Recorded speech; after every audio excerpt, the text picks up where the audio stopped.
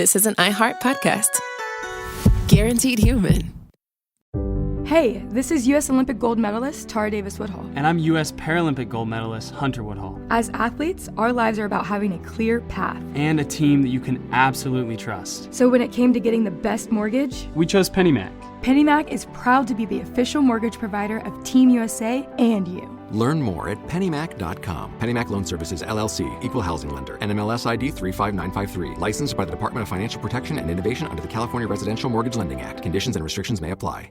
Time for a sofa upgrade? Introducing Anabay Sofas, where designer style meets budget-friendly prices. Anabay brings you the ultimate in furniture innovation with a modular design that allows you to rearrange your space effortlessly. Perfect for both small and large spaces, Anabay is the only machine-washable sofa inside and out. Say goodbye to stains and messes with liquid and stain-resistant fabrics that make cleaning easy. Liquids simply slide right off. Designed for custom comfort, our high-resilience foam lets you choose between a sink-in feel or a supportive memory foam blend. Plus, our pet-friendly, stain-resistant fabrics ensure your sofa stays beautiful for years. Don't compromise quality for price. Visit washablesofas.com to upgrade your living space today. Sofas start at just $699 with no risk returns and a 30-day money-back guarantee. Get up to 60% off plus free shipping and free returns. Shop now at washablesofas.com. Offers are subject to change and certain restrictions may apply. There's a difference between liking a house and actually getting it. Redfin is built to make up that difference and close the gap between finding and owning the home for you. Redfin agents close twice as many deals as other agents. So when you find a home you love, you're not a step behind when it comes to making an offer. That means less watching great homes disappear and more focus on the one you'll call home. Redfin helps turn saved listings into real addresses. Get started at redfin.com. Own the dream. What's still at the bottom of the ocean? My worst submersible in history. There we go. That was nice, huh? That was good. Respectful of the deceased. I mean, Sure. it's the most submerged submersible in history.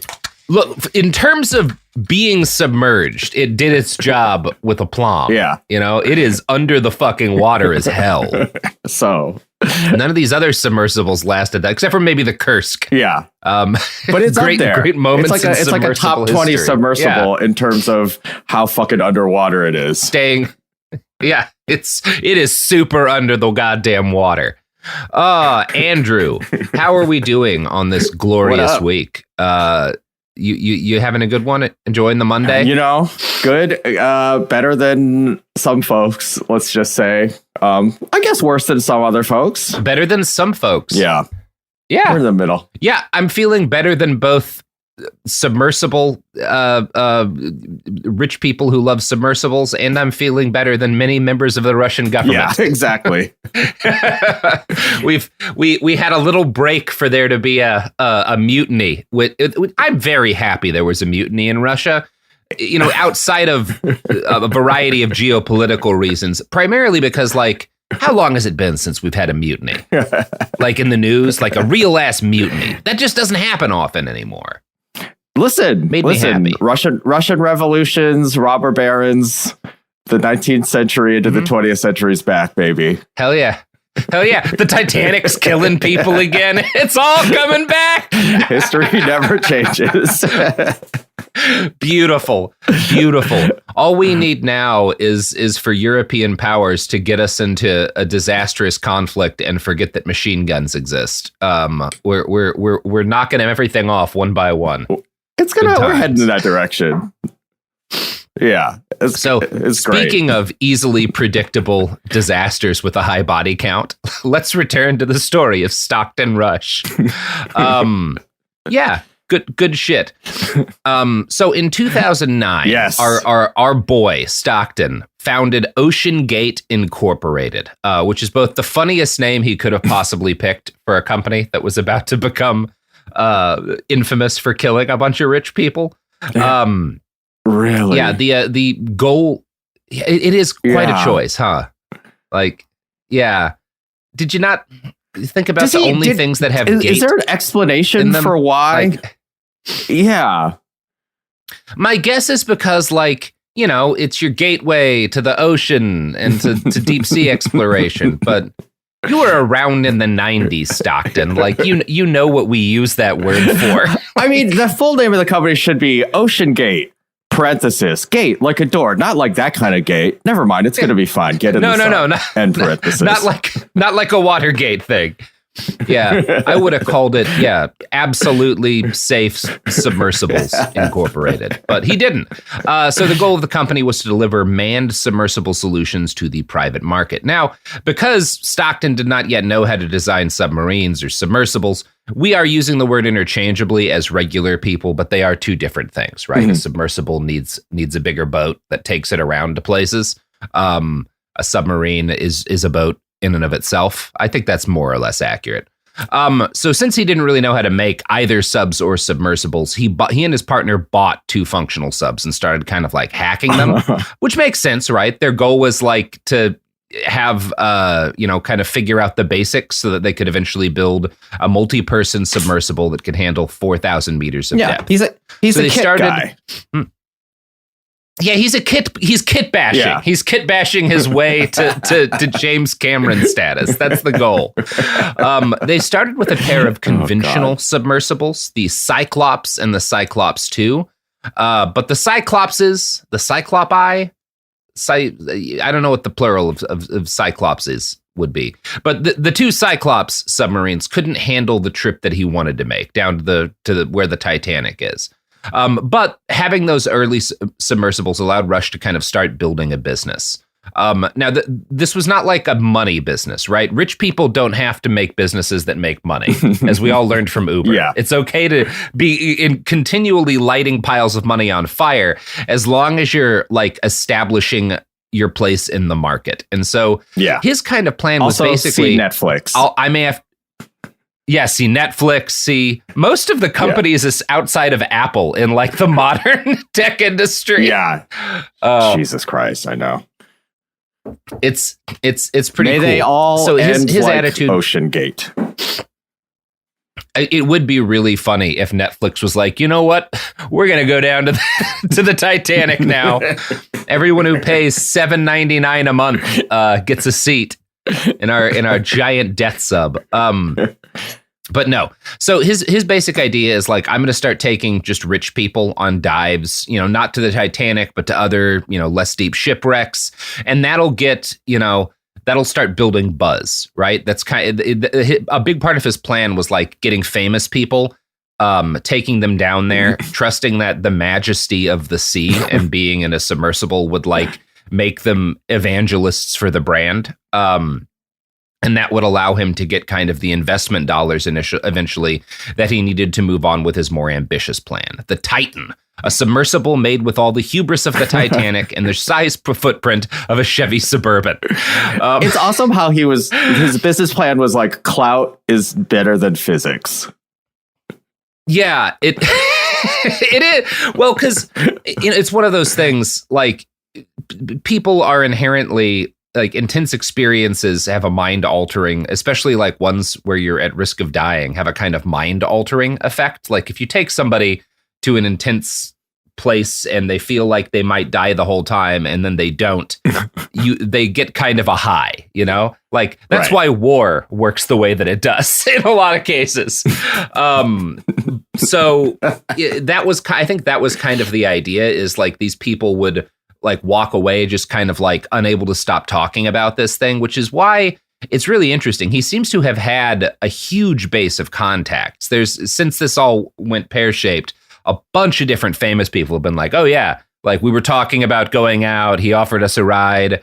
And it's interesting to me that like, given how unknown he was kind of before the sub went down, relatively speaking, how well connected he is. And I think it was because of this, because he was kind of building this undersea influencer network of like famous people and rich people who just really liked doing this. Not a bad plan, at least in terms of like building his company. So the problem with the plan was that he wanted to make this big submersible with space for a larger crew than basically any of the any of the like the deep water diving vessels had previously. You know, you'd had those Russian subs and stuff that could carry a crew, but when you're looking at like, you know, the different national like deep water exploration vessels or like James Cameron's vessel, they were made for like generally one person, and they usually had like the actual the pressure barrier, which is like the part of the submersible that was meant to actually protect the human being, was usually made out of like titanium or some sort of special steel, which is what you'd expect. This is the reliable, safe way to do it. And Rush chose not to do the reliable, safe way to do it. Basically, after like this, I think like the last big submersible disaster was in like the early 70s. It was these guys who were like laying deep water cable off the coast of Ireland, and then something went wrong and they got stuck 1,500 feet down. They both got rescued. It was like they had like 12 minutes of air left when they got saved. So it was a fucking close thing. Yeah, it sounded like a nightmare, but it was one of those, like, it was survivable because the pressure barrier didn't fail, right? Like everything else went wrong, but like they did not explode. Right. And you can survive most things aside from exploding. Yeah. For a while, at least. So the industry, I say industry, it's more of like a subculture of all of the kind of weird undersea nerds. I think James Cameron calls it a community. Yeah. A community. Yeah. I mean, it's the subculturist of all subcultures, the subs. Yeah.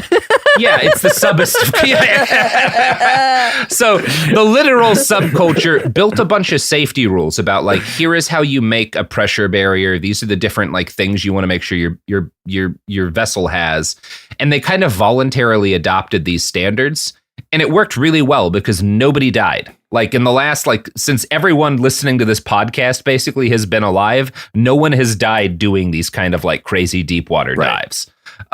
Which is wild when you think about what they're doing. Right. You know, that they're going to a place less explored than the fucking moon. And that it was so safe. But Stockton Rush is like, I'm going to ignore all of the things that they've been doing. I'm going to ignore like all of the requirements they have for these vessels. And instead, I'm going to make this motherfucker out of carbon ass fiber. Now, carbon fiber, it's one of those, you remember when it was special, when like we would hear about like this amazing space age carbon fiber and all the, like, obviously it's got a lot of uses. It's great material for certain things. For over the water things, pretty good. For things not in the water, maybe. Not under the water, maybe. Might make a great boat. I don't know. I'm not true. A boat maker. Who knows? Yeah. But so Stockton was kind of obsessed with the fact that carbon fiber has 3 times the strength to buoyancy ratio of titanium, which he brought up constantly. People who were, didn't think this was a good idea would be like, yeah, but it like has terrible compressive strength. Yeah. Like if you, it's great if you're trying to like push it certain ways, but if you're trying to push it the way that pressure works underwater, it's a bad thing. Yeah. It's also when like the different metals they used for these things have the ability to kind of bend and flex to an extent, whereas carbon fiber is super strong, but when it breaks, it breaks real bad, Yeah.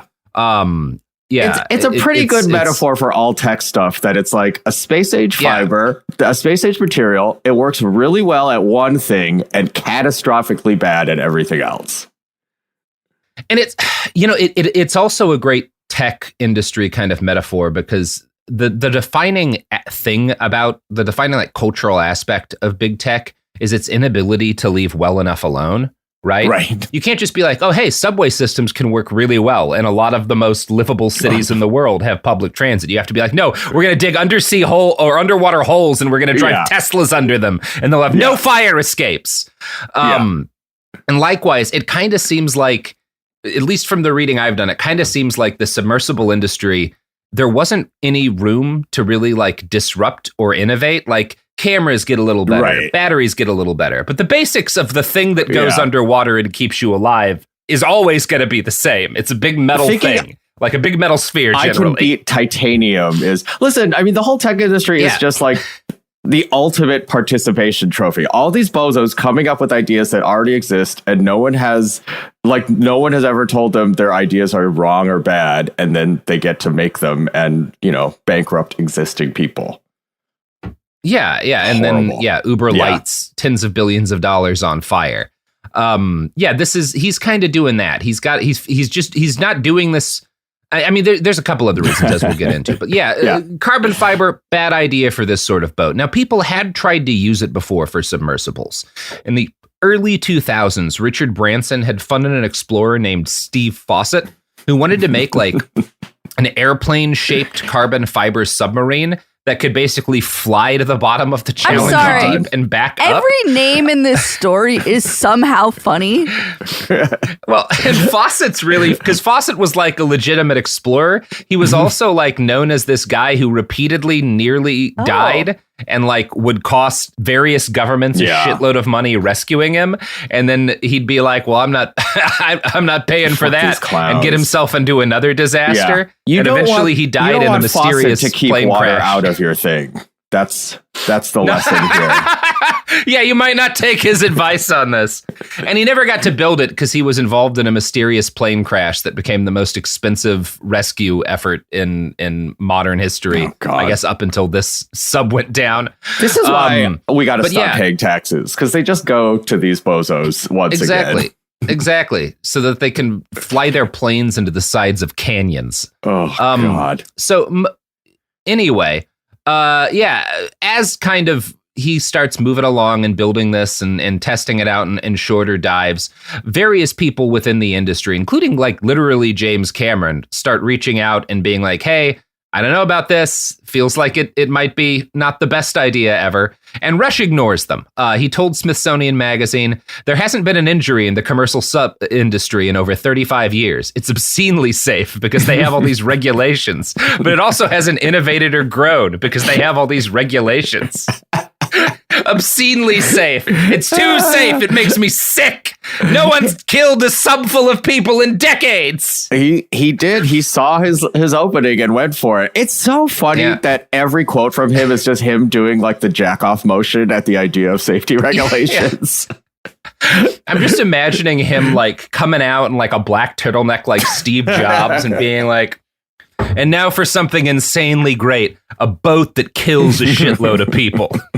What if we got more people to die at the Titanic wreck? It's all about scale, Robert. So it's all funny. about finding the scale. So he's instead of doing the things that engineers had been doing for decades to make this stuff safe, he invented an entirely new kind of safety device. He called it an acoustic monitoring system, which could detect the sound of micro buckling before it being the carbon fiber fails. Now, nothing like this had ever been used on a submersible. It was untested technology. And again, people who like worked with him, people who knew what he was doing, warned him like, hey, it kind of seems like this is the kind of thing that will only give you a warning right before you die. Like, it'll let you know, like, and that's what happened. Like, a minute before they all died, it said, hey, the structure's failing, so they tried to ascend, and then it imploded. It's so wild that his big safety plan was a robot that goes, damn, that shit sounds crazy. It's like the bad idea bot. So he gets this fucking carbon fiber hole made. He rush orders it too. It's like a 2-week deal. It's a 5-inch thick hole made by a specialist and assembled into a submersible with a 7-inch porthole put on by Oceangate. One of the things he does is he attaches carbon fiber to titanium. The end cap of this thing with the porthole is titanium. People didn't do that because titanium and carbon fiber, when put together and put under seawater, corrode in specific ways that are really bad. But he was like, fuck it. I don't think that'll happen. Like, I haven't found a reason why he thought this would be okay. He seems to have just been like, I don't think it'll be a problem. I thought I saw something where he was like, everyone says you can't do it. So that's like, I was about to. There we did it. It is sort of shocking how much the engineering of this thing is just a Pringles can. It's like really wild. Yeah. Well, I mean, there's only basically everyone says, as everyone points out, there's only really 2 shapes something like this could be made. Sure. The ideal one is a sphere, or you make the less ideal shape, a Pringles can, as you call it. He goes with Pringles can. And I want to play this clip of him because it really makes it gives you an idea of how fucking arrogant this guy was. Remembered as an innovator. I think it was General MacArthur said, "You're remembered for the rules you break." And I've broken some rules to make this. I think I've broken them with logic and good engineering behind me. The carbon fiber and titanium. There's a rule you don't do that. Well, I did. It's picked.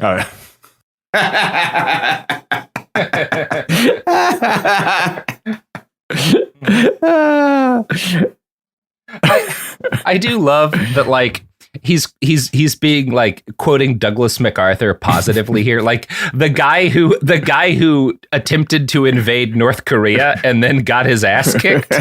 Like Douglas MacArthur, just like, yeah, he got a lot of 19-year-olds killed. I feel like I could too. Good call, man. I mean, good call. It is like honestly crazy how much every single thing he says is wrong. It's like shocking. It's like if we learned that he was a time traveler sent back from whatever he got vaporized, and then that sent him to the future, and then he figured out how to way to send himself back, and his only goal was to say the funniest possible thing about his death. It's crazy. See, now I'm trying not to like. I'm trying to like really ride the middle of the not being too crude about this line. But now I'm thinking about like maybe Stockton Rush came from the future where Skynet took over, and like the billionaires on this sub were all of the guys who invested on the ground floor of that. And he's like, look, the Terminator thing, that created too much of a mess. We don't want a big shootout with the LAPD. I gotta find a quieter way to stop Skynet from getting off the ground. Like, invite Miles Dyson to go underwater with you. Yeah. He's a big Titanic head. That is the thing that really like Terminator 2 gets wrong, is like how easy it is to kill billionaires simply by, like, you don't need guns or tech people or billionaires. Just like appeal to their idiot ego. They'll fucking kill themselves. It's great. It is funny that like the least realistic part of the movie Terminator 2 is not like the time travel or the robots with living skin, but the fact that when Miles Dyson was told, like when this tech entrepreneur was told your product will kill the world, he was like, well, time for me to die stopping it, instead of being like, oh, I better do another round of VC funding. So when they finished building this stupid is the key. When it was done, they first did an unmanned test up to I think around 10,000 feet with this thing, and then as soon as like it didn't explode, Stockton took it down alone past 10,000 feet, and against all expert advice, the experts were like, you should probably do it more than once before you put anyone in it, right? Like human life is generally, oh, you don't think it's precious. Okay, it's fine. It's whatever, you know? And at this point, honestly, that's fine. Like if this had remained a crazy man who wanted to build his own terrible submarine and he had died alone exploring the bottom of, that would be romantic. People would be writing songs about him, you know? The lone maniac who just loved the ocean so much and didn't really understand carbon fiber enough. But of course, you know, his plan is, again, to sell tickets on this thing. Now, there were some signs in his maiden voyage that this thing was not safe. It stalled out at like 10,000 feet below the surface for a while for reasons they couldn't determine. And then it lost contact for like a couple of hours with the team on the boat. And he didn't notice. He was like so excited piloting it that he didn't even realize he'd lost contact for a while. And I'm gonna read a quote from Smithsonian here. He had chosen to pilot Titan alone in case anything went unexpectedly wrong, he said. But he also wanted to be only the second person to travel solo to at least that depth, the other being James Cameron, who in 2012 took an Australian-built sub into the Mariana Trench, reaching Challenger Deep, the ocean's deepest point, touching down at close to 36,000 feet. That's a nice club to be a part of, Rush says. And that kind of makes it clear he's not a scientist. He wants famous explorer clout, right? He's not saying, I want to test this, I want to do this. He's saying like, I want my name on like a list, right? Yeah. Like I want to do the, you know, check off the box on the famous explorer list. That is, he's just kind the of thing that's been hard is how much of this conversation this last couple of days has been like, these people were explorers. And it's like, they really weren't. Like, they were not figuring anything out. Like, look, guys, aside from very niche facts about how boats underwater decompose, there's nothing left we're going to learn about the Titanic. We did it. Like, we've done a lot of time, spent a lot of time looking at that dead boat. And it's like it's just it's clout. It's all clout seeking. And that's kind of the that's like why he went with, this less safe shape, is because he wanted to be able to take people with him so that they could then brag about this stuff. He just wanted to make sure he was first. He was also the reason why ultimately he's making this out of carbon fiber is because that will make it light and that will make it cheaper than the other methods of making submersibles. And that means that it'll be like a big, heavy titanium or metal, diving vessel. It takes a big boat to bring it around because like it's so heavy. Whereas he thought this thing, you could take it around on smaller boats. You could make a bunch of them and you could have them operating for a lot less money. In a Fast Company interview, I just want to say, you got to kill people with scale. That's the key that he found. Yeah, exactly. Like, we got to be able to get a bunch of these out. It's like Uber's long-term plan was to get profitable by making autonomous cars and forcing out drivers. And his plan is to like flood the ocean with these dangerous submersibles so that he can sell them to a bunch of people. The long-term, this is what he told Fast Company, the long-term value is in the commercial side. Adventure tourism is a way to monetize the process of proving the technology. And again, his plan is still, I want to sell this to the oil and gas industry. I want to sell this shit to the CIA. Like, his plan is to make money in extractive industries and like the defense industry. He's just trying to subsidize that by getting rich people to go down and look at the Titanic. Oh my God. Technical problems continued to plague the craft. Between that and bad weather, it missed several dive windows. In subsequent interviews, Rush tended to ignore this period of time where it was repeatedly kind of like failing to make depth or having to return because something would go wrong. But there were people within Oceangate who worried he was being reckless. From the very first dive the Titan did, people inside could hear crackling from the carbon fiber body. Now, one of the industry folks, like a sub maker that he brought with him, was like, that is the sound of your sub failing. Like, this is a serious problem. I can tell you exactly where it's compromised. Like, no, this has to be dealt with. Otherwise, you can't take people on this boat. Jesus. But Stockton tended to kind of brush this off as like a quirk of the boat. Do they not know the rule? Do they not know the rule, though, Robert? What's the rule, Sophie? Do they not know the rule? The rule is snap, crackle, pop. Yeah, exactly. Yeah. And so this guy, it's in 2019 that this happened. This guy, Carl Stanley, who's like runs an exploration company, goes with him on a 12,000 foot dive and is like, yeah, that's part of the hull breaking down, bro. And Rush is like, no, it's fine. We've been listening to the whole breakdown and it's doing it less now. So we feel like it's pretty good. And this guy's like, I don't know. I don't think you should take you can't take customers on this thing yet. Like, if you think it's safe, that's great, but you should wait until you've done like 50 deep water dives before you decide that this thing is safe. And he points out, like, because Rush's comment to that is like, well, you just picked a random number. There's no reason 50 is safer than 3 or 4. Which, first off, that's very dumb. But second, like, this Stanley is like, well, like with skydiving, 50 is the number that you have to hit to reach your like B license. So we should probably, seek to be at least as safe as the skydiving industry. Oh my God! And Rush is it's just like, just nah, like that's you're just kind of picked a number out of a hat. Yeah. Yeah. It's like these people that claim to be these like numerate hard science, like whatever. It's just like 350, whatever. It's like, what the fuck are you talking about, man? Ugh. Yeah, it's anyway. So one of his employees takes action in 2018. A guy named David Lockridge, he's a submersible pilot who had been hired to be the Oceangate director of marine operations. That meant the safety of the crew and customers was legally his business. And he was like, he takes a look at this thing and is like, wait a second, I'm responsible for like not killing people, and this thing is a death trap. I have some problems with this, right? Like, responsibly, Lockridge is like one of two people in this entire story who does their fucking job, right? So they had built a 1/3 scale model of the Titan in order to like do, pressure tests and stuff outside of, the deep ocean. And those tests had shown that constant pressure cycling weakened the carbon fiber over time, that it degraded pretty rapidly.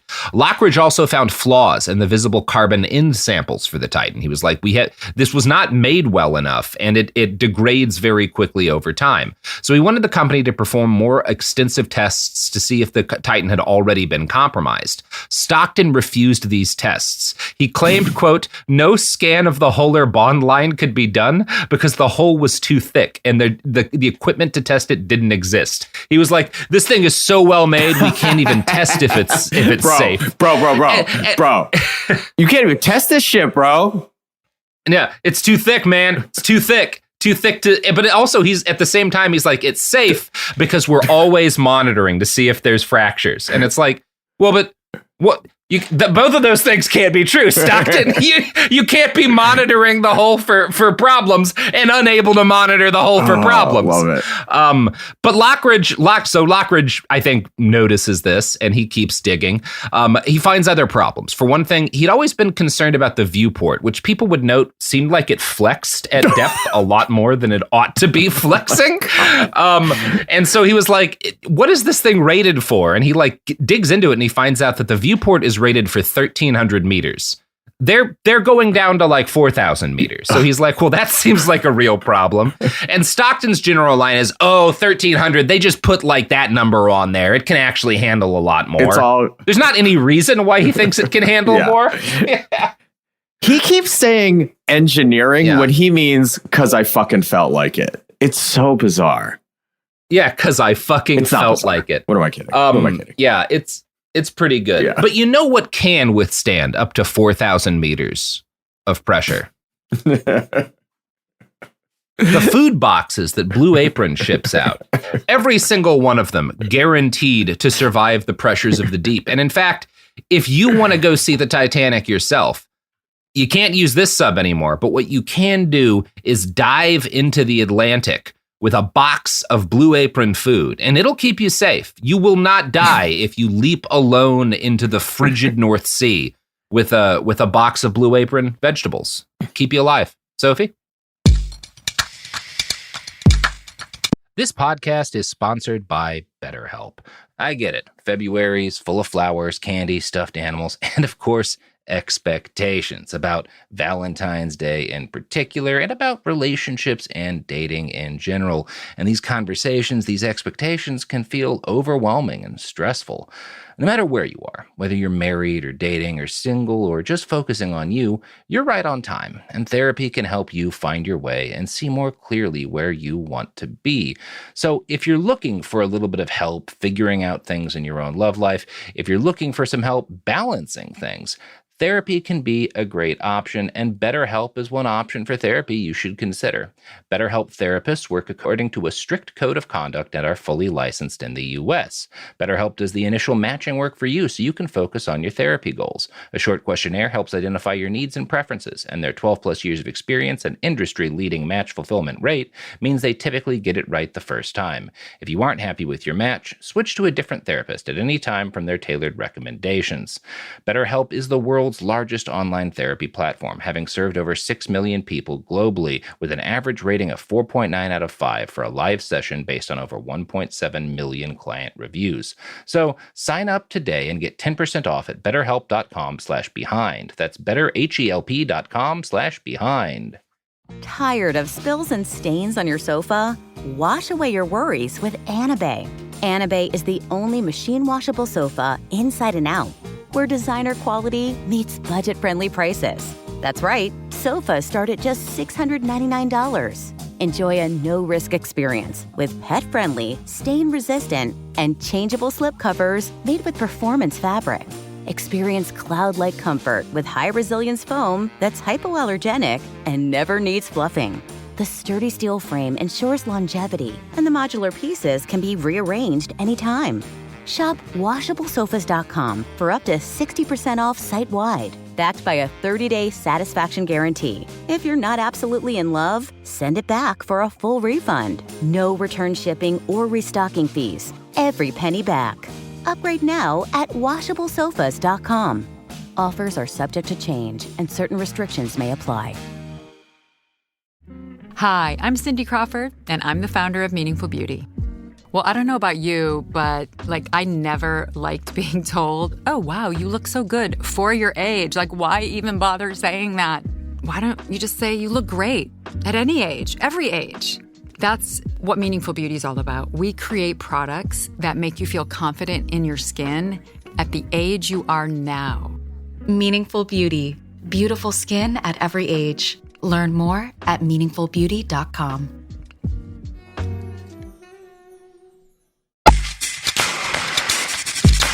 We're back. So this guy, David Lockridge, finds a bunch of shit that's a problem. In addition to the porthole not being rated for depth and the fucking carbon fiber being shit, he also finds out that there's hazardous flammable materials inside the vessel that the customers are not being informed about. Hey, you could all burn to death inside a carbon fiber tomb is a problem. Oh. And they just didn't tell people. And a big part of Lockridge's issue is not just that they're doing this, because it's not illegal to do this, right? Because there's no laws in the sea. Right. He's we're not informing people that these are dangers, right? You're writing on the list, hey, you could die doing this, which it generally just makes people think it's extra cool. But we're not saying, hey, guys, here are all of the defects in this process. Here are all of the... You really could die in a lot of ways that you are not even thinking of. Burning to death in that tube under the ocean is the most postmodern way to die, I feel. Yeah, definitely. Find the tech bros innovating, disrupting the ocean enough that people burn to death inside it. Truly remarkable. Yeah. Yeah. So Lockridge brings all of this to Stockton, and according to Lockridge, Stockton grows enraged and then fires Lockridge. So Lockridge, Oceangate sues Lockridge for disclosing confidential information, and he countersues and claims well, I'm a whistleblower because I think he's going to get people killed. Yeah. Now, none of this becomes major news. While people are writing articles about their Oceangate's first successful Titanic drops, this is all available. Again, within 12 hours of the boat going missing, this winds up in news stories. Yeah. Anyone could have found this. And by the way, billionaires, especially billionaires with their own companies, tend to have crews of people who look up shit for them, who make sure that vet trips that they're doing, vet people they're working with. They have intelligence wings. They tend to hire people for this. They could have found this too. Nobody was looking for this shit, but it was not hard to find. So 2 months after Lockridge filed this suit, Oceangate has another potential PR disaster on its hand. Because around 40 leading figures in the industry, including deep sea explorers and oceanographers, write an open letter to Stockton in which they warn that his experimental craft is unsafe for passengers. Their primary issue here was that he had chosen not to get his submersible rated for 4,000 meters of depth under the PHVO, or Pressure Vessels for Human Occupancy standards. This was not something he had to do. Again, he's not required to do this. The boat's registered in Canada. He's in international waters. There's not really a way to stop rich people from paying to build subs like this and taking them out in the ocean. If Canada made a law against it, he would have registered his boat in the Caribbean or some shit, right? It's boats. You can't stop rich people from doing what they want on their stupid boats. Up to and including needing to be rescued by a public entity. This is the perfect libertarian story. This is as libertarian as this shit gets. It is. And why they always take to the sea and it always goes so badly. There were a lot of other issues that a lot of other people who brought up issues. One of the guys who kind of points out some potential risks kind of directly to Stockton is a guy named Rob McCallum. And McCallum is kind of a dude in the industry, and he is in direct contact with Stockton. Stockton's trying to get him to like get on this boat and be like, hey man, don't you want to go see the Titanic with me? And this guy responds like, I think you're potentially placing yourself and your clients in a dangerous dynamic. In your race to the Titanic, you're mirroring that famous catch cry, she is unsinkable. And Stockton responds, we have heard the baseless cries of you are going to kill someone way too often. I take this as a serious personal insult. I mean, like, you can't make someone learn. Like, if he's going to respond to, no, you really can't. So many people have been telling me I'm going to kill someone, that I'm insulted. Like, you cannot fix that. That is like billionaire brainworms that cannot go away. Yeah. Yeah. It's, when I was a little kid and I was in like the Boy Scouts, we had this one camp out, and like I was one of, at this point I was like 14, so I was one of the older boys, and we had a couple of the younger boys that we were trying to like teach the basics of camping and stuff to. And it's nighttime, everyone's sitting around their fires cooking food, and they have this like nice cooler that one of their dads had brought out with them, and they've got it like wedged up right next to the fire, and they're sitting on it like it's a chair. And as I'm like doing a walkthrough, I'm like, hey, that's kind of a bad idea, guys. It's pretty close to the fire, it might like catch on fire, get melted or something. It looks expensive.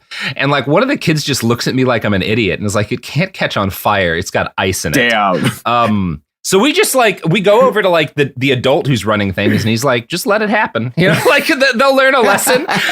And I feel like if that had happened to Stockton as a younger man, maybe all of those people would still be alive. One melted cooler could have saved a lot of lives. Yeah. It is like, yeah.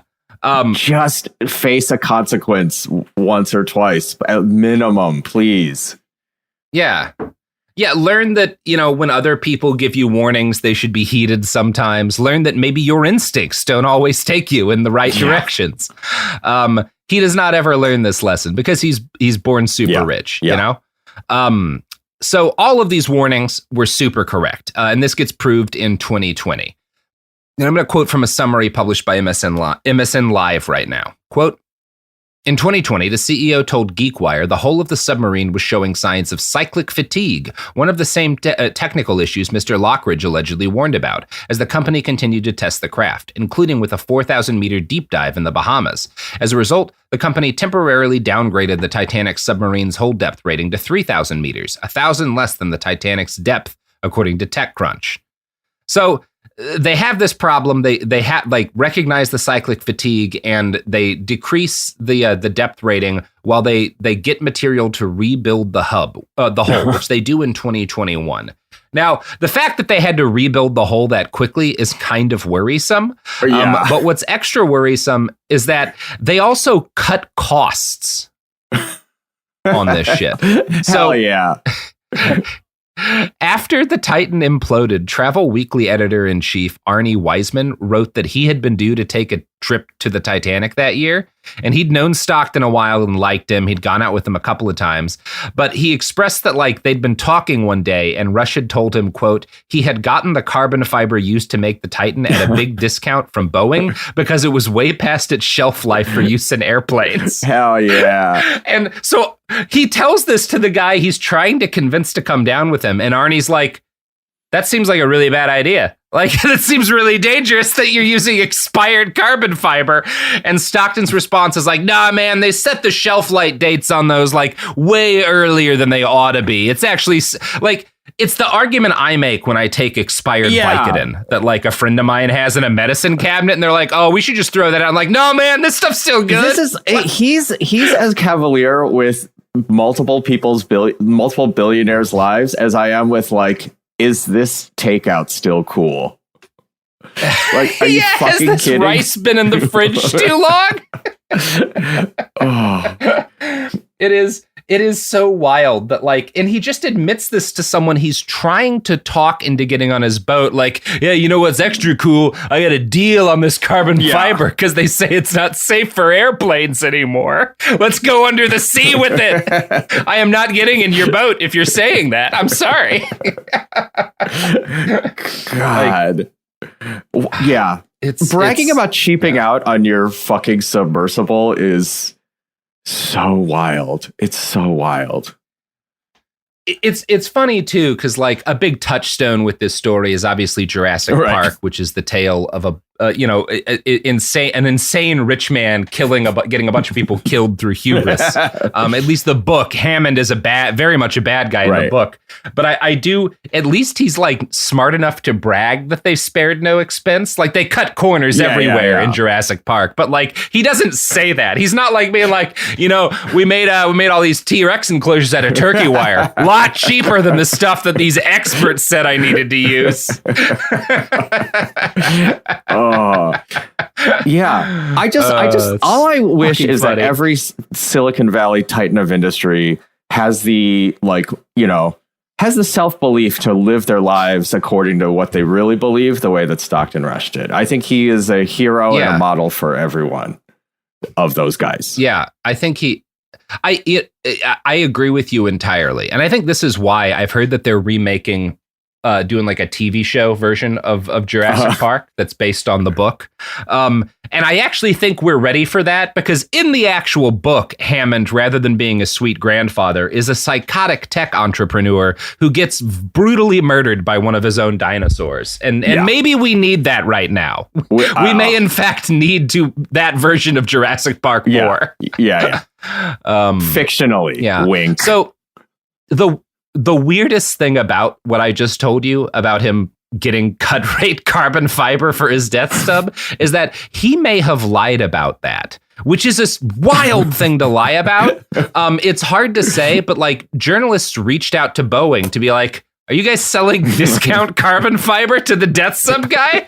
And Boeing was like, we have no record of any kind of sale of this sort to Oceangate or to Stockton Rush. Now, Boeing is very possibly a liar in this situation. I'm not it's Boeing. I have no need to defend them, but also Stockton Rush would be the kind of guy. I find it equally likely that he cheaped out on life-saving parts, or that he actually bought better stuff and lied about getting a deal on them to try to impress some guy. Like either of those things is possible. There's no way to know. God. Yeah, so many possibilities. It feels like there's also something like he seems like the guy who doesn't actually know where his shit is sourced from. Like someone just told him a price and like basically Boeing and like fuck it. Yeah. But yeah, who knows?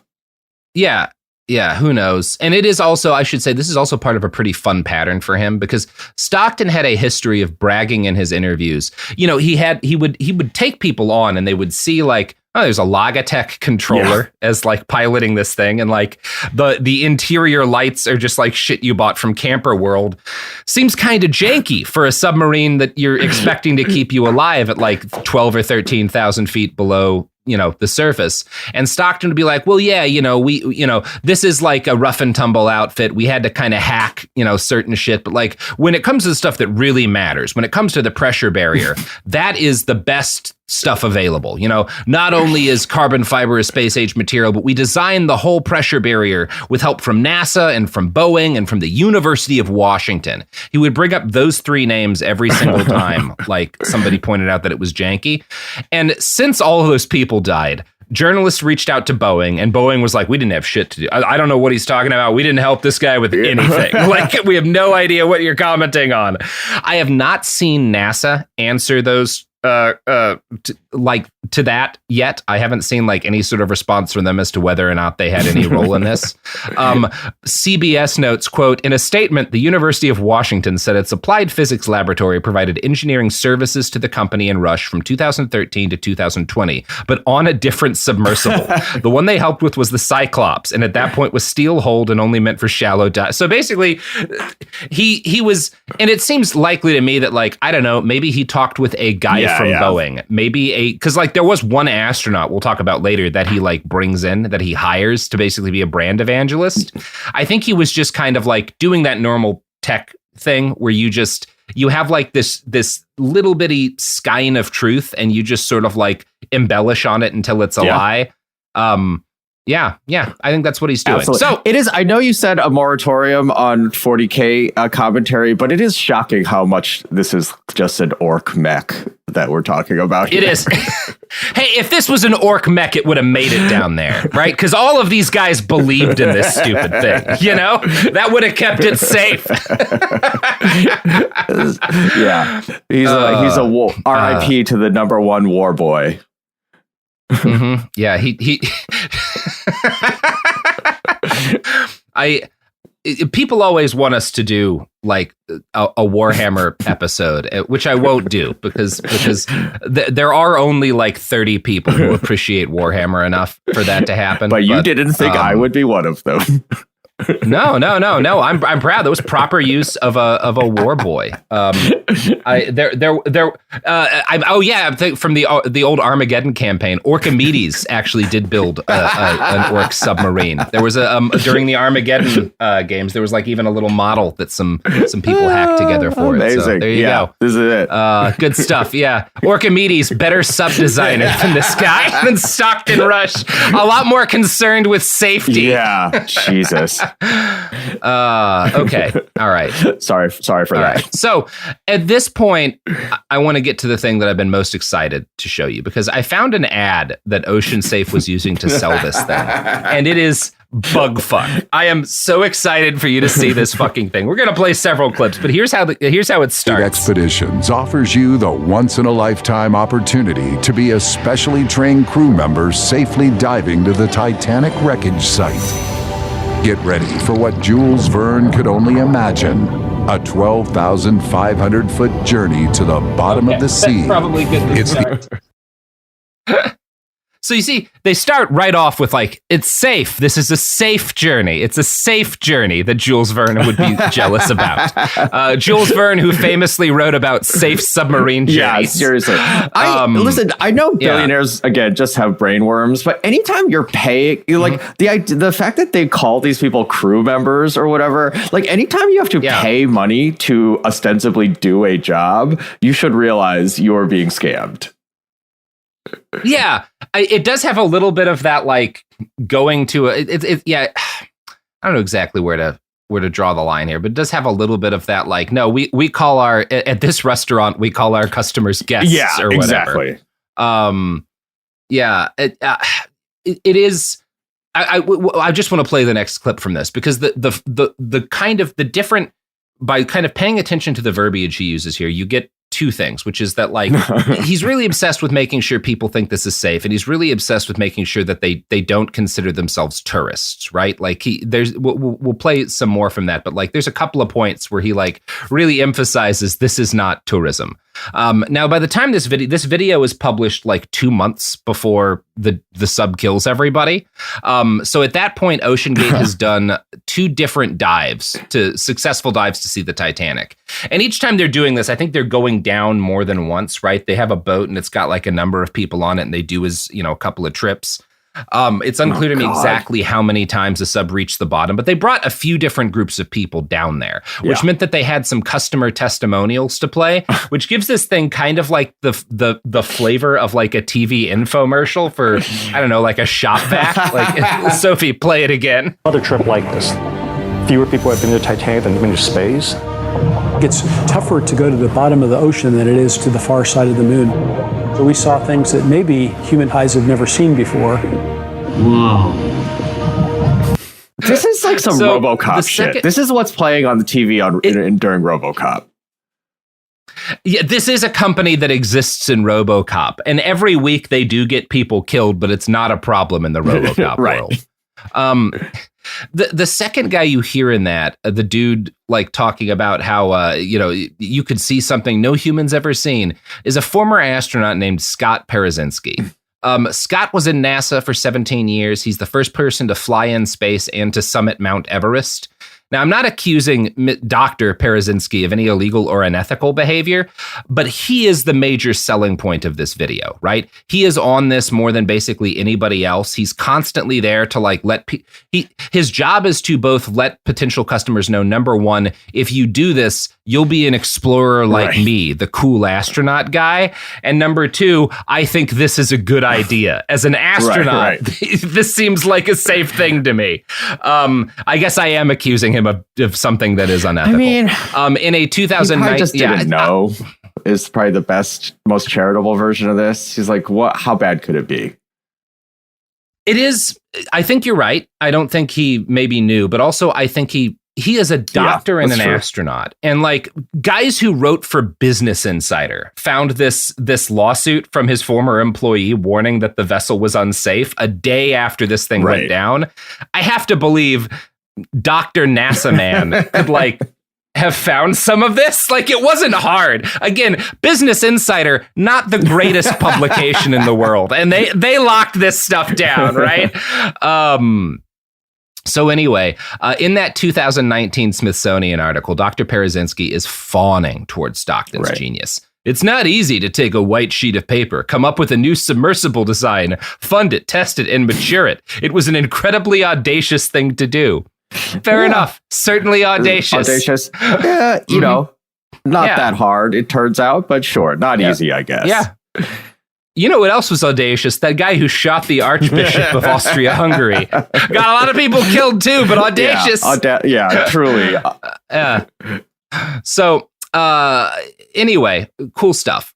Scott's job is, again, to make potential clientele feel cool, right? These are mostly a lot of the kind of the cash crop that Stockton is hoping to harvest is like late middle-aged, super rich guys who want to feel like Indiana Jones, but don't know how to do anything but shovel VC money into different startups and hope that it makes them a profit, right?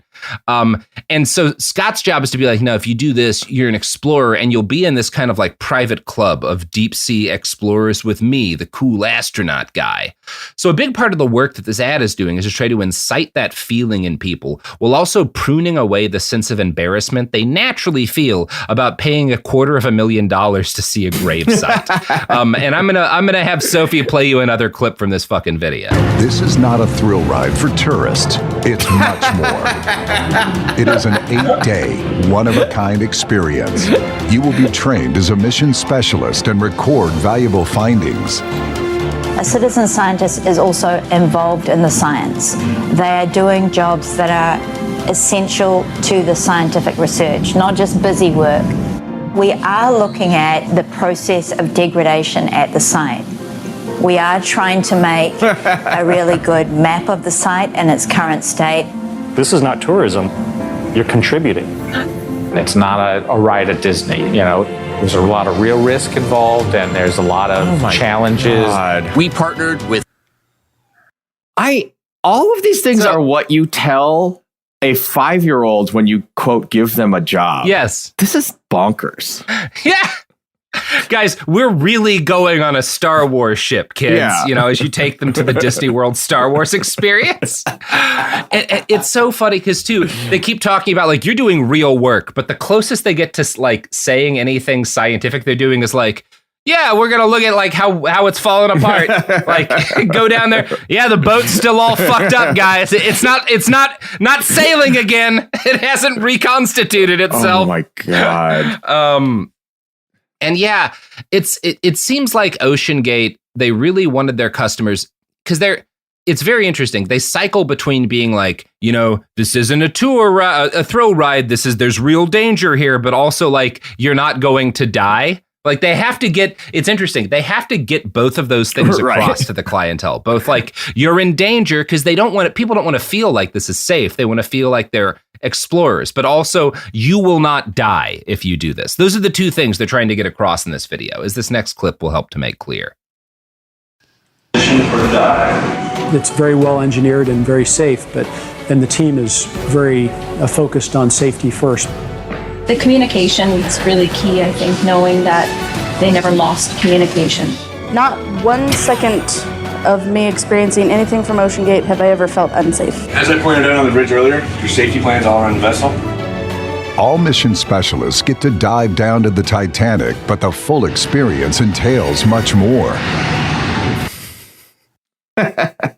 So, hold that for a second, Sophie, because I may have you play another clip. But like, that's really interesting. Number one, it's come out since it went down that they were just lying on that part where they're like, at no point, maybe lady was telling the truth, but like there are repeated stories from numerous clients of it like losing contact. It was regular that it lost contact. And the attitude that fucking Stockton tried to push was like, look, this is, an experimental sub, something a little, stuff's going to go wrong all the time. As long as as long as it doesn't implode, we're fine. If you listen to James Cameron, who was another guy who started as an amateur and got into doing this stuff, right? So he is kind of a good person to bring in here. Cameron's attitude was very much like, well, no, something shouldn't be going wrong every dive. And when something major like comms goes wrong, you should go back to the drawing board and fix it before you keep going back down there. Like Cameron's vessel had 3 different methods of communicating with the ship above. It was so reliable that he would like take calls from his wife, like while he was doing dives and shit. Like, again, because he was taking it seriously. Say what you want about James Cameron. After he nearly got Ed Harris killed on the set of The Abyss, he took undersea safety a lot more seriously. It is like this thing where you're like we all see James Cameron as like, I guess he's just the S-tier dilettante, but yes, it is like a little, you still kind of roll your eyes when you're like, oh, he did it. And then now you see how a true dilettante could have done things. And you're like, oh, all right. We simply must hand it to James Cameron. Yeah, it is funny because like Cameron's background prior to becoming a film director was, I think he'd been a school bus driver and dropped out of college. Hey, everybody, quick correction. James Cameron was a truck driver, not a school bus driver before he got into directing. Sorry, I didn't mean to fuck up on my Big Jim lore. But yeah, James Cameron, interesting dude. But he's not. I think what it is that like all these tech dudes need to have that Elon Musk. Elon Musk puts a lot of effort into making people feel like he's an actual inventor, like making these impressive things that his companies make. And Cameron, on the other hand, seems more like a guy who's like, well, I want to do this. I want to be like diving down there, but I'm going to find the very best people in this industry and listen to whatever they have to say. As opposed to like, no, everyone but me is wrong. I'm going to make a sub that kills 3 billionaires. Yeah. Anyway, very funny. Mike Reiss is a former, he used to be the showrunner for The Simpsons.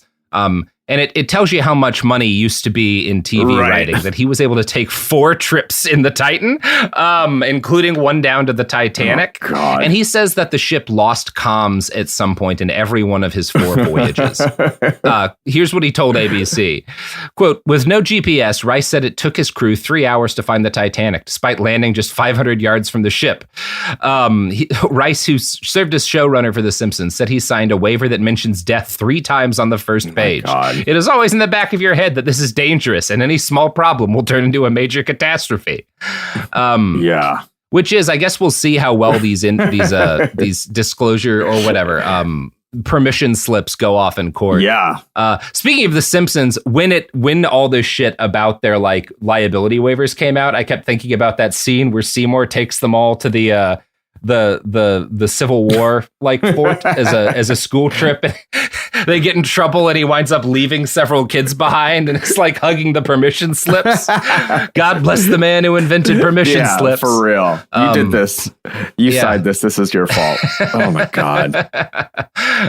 So David Pogue, a journalist with CBS News who went on a trip with Oceangate, also mentioned this formidable waiver. And once the Titan went missing, he noted on Twitter that while he was on the boat reporting on the company, a tour went out and got lost for 5 hours. He notes that after this, because this was so scary, Stockton considered adding a beacon, but didn't. And this wound up not being the thing that got them all killed, but it shows you the level of like safety consciousness they have, where it's like, oh, wow, this is a real obvious danger. Better not do anything about it. I mean, I guess in fairness, his point of view is like, this thing isn't going to get lost. A beacon is truly wasted money. I know how this thing is going to, how the end comes for this thing. I know how everyone's going to die. Yeah. We're good. No one's suffocating on this thing. That is like the Stockton Rush guarantee. No. Yeah. Yeah, the problem is not going to be that you run out of air. Don't worry, guys. But you know who never runs out of oxygen? The sponsors of this show. That's right. Immune to dying. Right. Tired of spills and stains on your sofa? Wash away your worries with Anabay.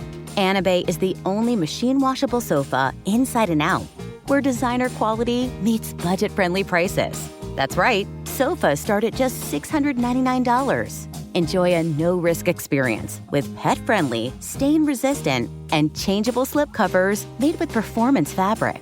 Experience cloud-like comfort with high-resilience foam that's hypoallergenic and never needs fluffing. The sturdy steel frame ensures longevity, and the modular pieces can be rearranged anytime. Shop WashableSofas.com for up to 60% off site-wide, backed by a 30-day satisfaction guarantee. If you're not absolutely in love, send it back for a full refund. No return shipping or restocking fees. Every penny back. Upgrade now at WashableSofas.com. Offers are subject to change, and certain restrictions may apply. Now I'd like to introduce you to Meaningful Beauty, the famed skincare brand created by iconic supermodel Cindy Crawford. It's her secret to absolutely gorgeous skin. Meaningful Beauty makes powerful and effective skincare simple, and it's loved by millions of women. It's formulated for all ages and all skin tones and types, and it's designed to work as a complete skincare system, leaving your skin feeling soft, smooth, and nourished. I recommend starting with Cindy's full regimen, which contains all 5 of her best-selling products, including the amazing youth-activating Melon Serum. This next-generation serum has the power of melon leaf stem cell technology. It's melon leaf stem cells encapsulated for freshness and released onto the skin to support a visible reduction in the appearance of wrinkles. With thousands of glowing 5-star reviews, why not give it a try? Subscribe today and you can get the amazing Meaningful Beauty system for just $49.95. That includes our introductory 5-piece system, free gifts, free shipping, and a 60-day money-back guarantee. All of that available at meaningfulbeauty.com.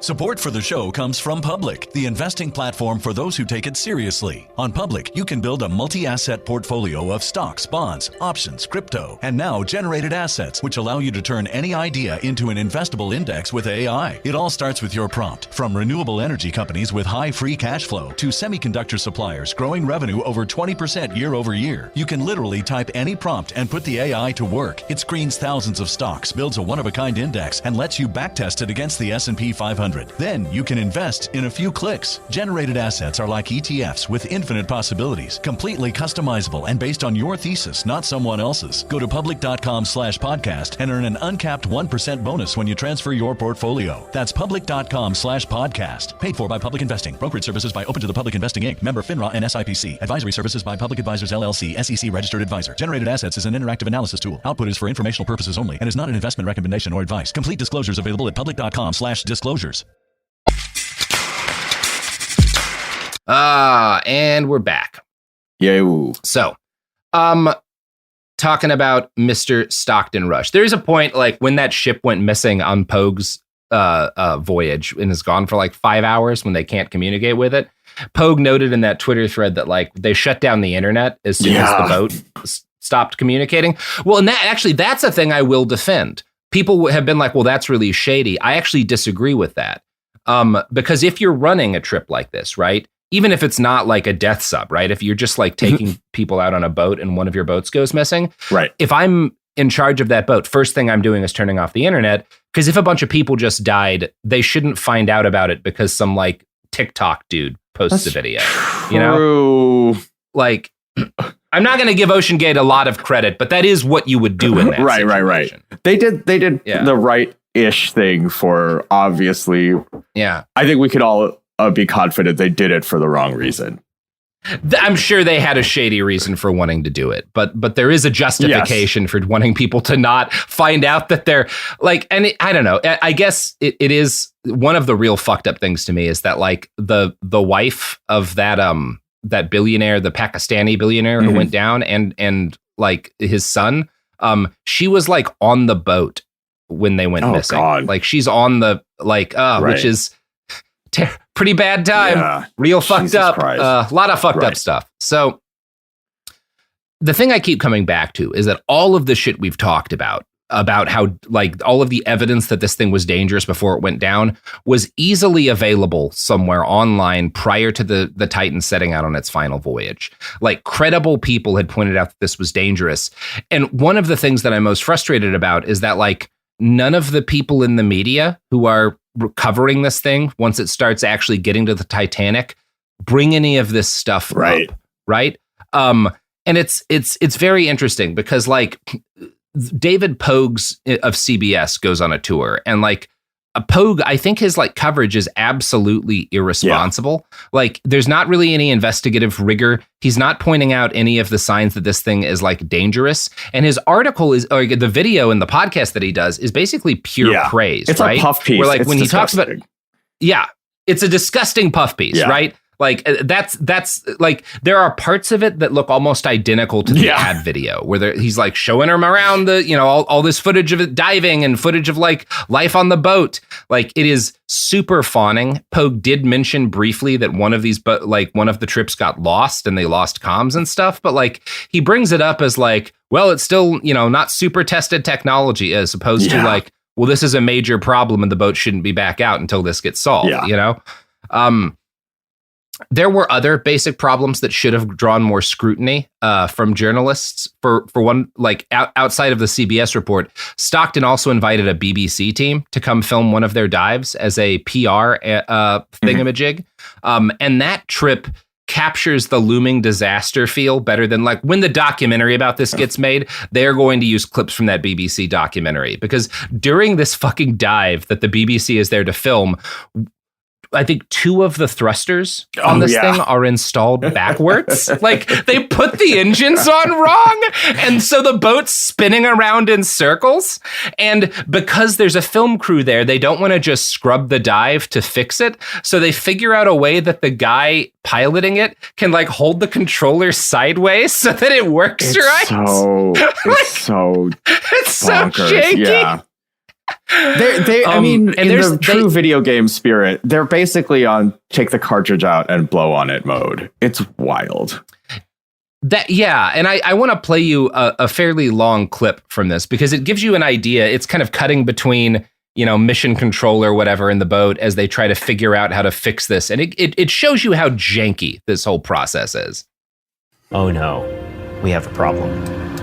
When I'm thrusting forward, one of the thrusters is thrusting backwards right now. So the only thing I can do right now is a 360. On the stick now, like the actual com sticks, what is left and right? The right stick, that's forward, back, turn left, turn right. And what's happening is he's going forward, he's getting a turn. Got it. What's the left stick? Down and up. Okay. Yeah. What would cause that to go back?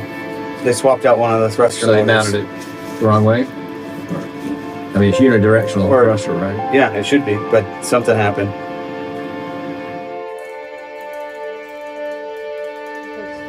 Yeah, what you can do, so on the controller, you have the up, down, left, right arrows, and you could set them so that one was going, and then every time you hit the button, you would go forward.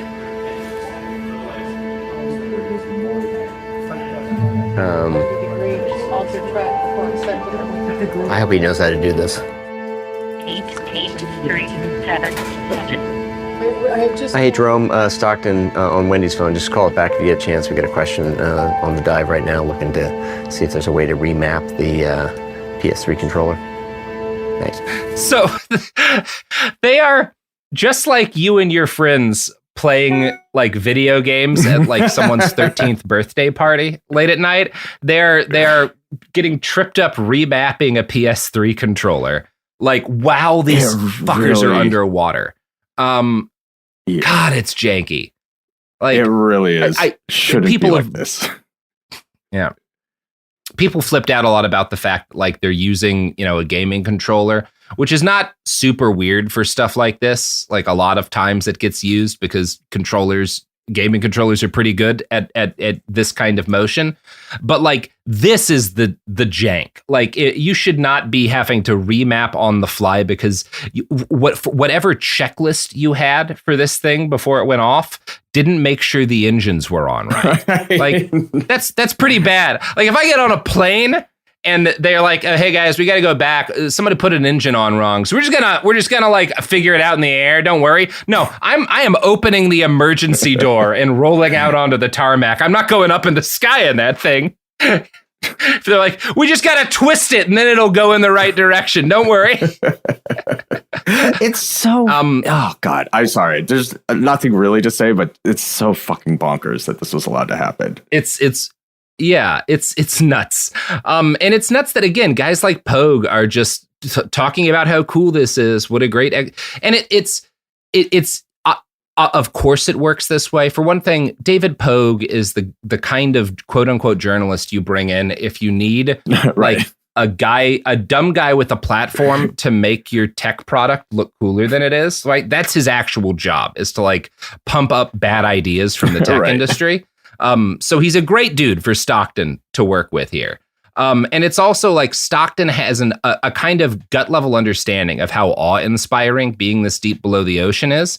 And the fact that when you put people through experiences that intense, it creates like a bond and a sense of like emotional loyalty between folks on the journey and between them and the company. And he makes a lot of conscious use of that, even in testimonials on this ad. The lady that you're about to hear from on this clip that Sophie's going to play is a former MasterChef contestant who paid for a trip to the bottom of the sea on this thing. And here's her talking about that kind of like emotional bond that people form on this thing. Here instantly became family. And that's something that you take away for life. And like, you know, that's a silly thing to say about spending 8 days with a bunch of people on a boat. But I have no doubt that after it's an intense peak experience, I'm sure she felt that way, you know, as they're all leaving from their time together. And Stockton understands this psychological phenomena, and he was making kind of very concerted use of it in order to pump his company. And this is made unsettlingly clear in how he responded to a lawsuit against Oceangate that was launched in February of this year by a Florida couple who sued him for refusing to refund their $105,000 tickets to see the Titanic in 2018. The trip was postponed repeatedly, and they asked for a refund, and Rush keeps trying to get them on other dives. He's like, don't get a refund. Just come out with us in a year. Come out with us the year after that, you know? I can't give you your money back, basically. They sue him. The case goes to court, and David Concannon, who is the Oceangate company legal advisor, we heard from him earlier. He was the guy trying to blame the Coast Guard for not working fast enough. He offered the federal judge who was hearing the case, Rebecca Smith, a free trip on Oceangate's boat to go down and see the Titanic, right? Like, as she's judging, he's like, look, judge, you can't properly, you know, adjudicate this case if you haven't been to see the Titanic. Damn. You know, why don't we take you on a free journey to the Titanic? Which, number one, seems illegal. Like, both in terms of bribery and now in retrospect, making credible death threats against a sitting judge seems like it shouldn't be a felony too. Well, what's wild is, according to the New York Times' reporting, she seemed down to do it. Quote, perhaps if another expedition occurs in the future, I will be able to do so, the judge wrote in May, adding after many years of hearing cases about the Titanic wreckage, that opportunity would be quite informative and present a first eyes-on view of the wreck site by the court. Fucking God. So, because this is like, you know, there's legal cases around like shit that gets pulled up. That's why they declared that they can't like sell random shit from the Titanic. They had to like take it all together and, you know, they could sell like access to it as like a, you know, we've got all this shit in Vegas. You can pay to go see it there. You can make money from that, but you can't just sell random shit. That got adjudicated in this court, which is why when the Oceangate got sued, it wound up in front of this judge. For whatever reason, she was like the district or whatever that they've picked for Titanic shit. Right. And so basically, like, there was kind of a quasi justification. You can see the judge being like, maybe I should go, you know, maybe I do need to see the Titanic. But it's also clearly Stockton trying to get her in his weird little boat cult, you know? And what's equally unsettling is that in this legal filing, where the judge is like, this seems like it could be a good idea, there are serious unreported issues revealed with the Titan. Quote, on the first dive to the Titanic, the submersible encountered a battery issue and had to be manually attached to its lifting platform. The company's legal and operational advisor, David Concannon, wrote in the document, which was filed in the U.S. District Court for the Eastern District of Virginia. The submersible sustained modest damage to its exterior, he wrote, leading Oceangate to cancel the mission so it could make repairs. So, you know, it's cool that this judge was still like, I don't know, maybe I'll go. Oh God, no one can calculate risk, I guess, is the clear lesson of all of this. Not if they really like the Titanic. Yeah. Like, that's the lesson of the Titanic. Right. People are bad at calculating risks. And it's also the lesson of the Titanic fandom, that they're bad at calculating risks. Yeah. So as we've talked about in the ads and the PR materials, Oceangate made a big deal about the fact that their customers are citizen scientists. One of the things that's weird to me about that David Pogue interview is that Stockton does not treat them this way when he's talking to Pogue.